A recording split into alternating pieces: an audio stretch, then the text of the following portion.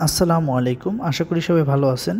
তরমুজ বাংলাদেশের একটি জনপ্রিয় ফল ও লাভজনক ফল।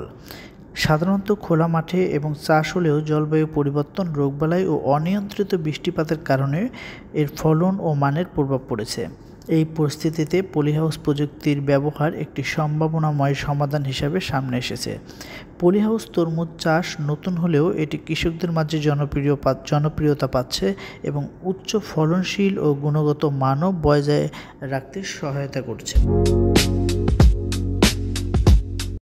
পলিহাউস হলো এক ধরনের আবদ্ধ চাষ পদ্ধতি যেখানে প্লাস্টিকের ছাউনির নিচে ফসল উৎপাদন করা হয়।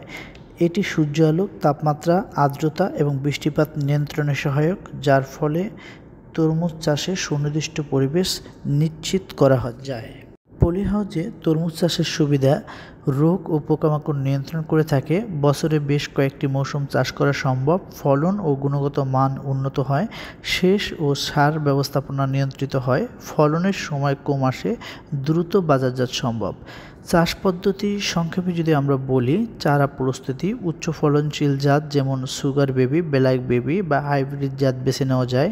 বেড তৈরি ও মালচিং পদ্ধতি: পলিহাউসের ভিতরে উঁচু বেড তৈরি করে মালচিং ও প্লাস্টিক ব্যবহার করা হয়, যা আগাছা দমন এবং মাটির আর্দ্রতা ধরে রাখতে সহায়তা করে। ড্রিপ সেচ: পানি ও সার ড্রিপ লাইনের মাধ্যমে সুনির্দিষ্টভাবে প্রয়োগ করা যায়। পলিহাউসের প্রাকৃতিক পরাগায়ন কম হলে মাঝে মাঝে হাত দিয়ে পরাগায়ন করা সম্ভব। চারা রোপণের 60 থেকে 70 দিনের মধ্যে ফল সংগ্রহ করা যায়।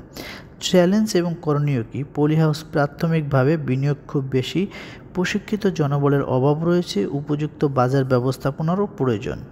পলিহাউস তরমুজ চাষ বাংলাদেশের কৃষিতে এক নতুন দিগন্ত উন্মোচন করেছে। এটি শুধু কৃষকদের আয় বাড়াতে সাহায্য করছে না, বরং কৃষি প্রযুক্তি নির্ভর ও টেকসই কৃষির দিকে এক সাহসী পদক্ষেপ হিসেবে বিবেচিত হচ্ছে।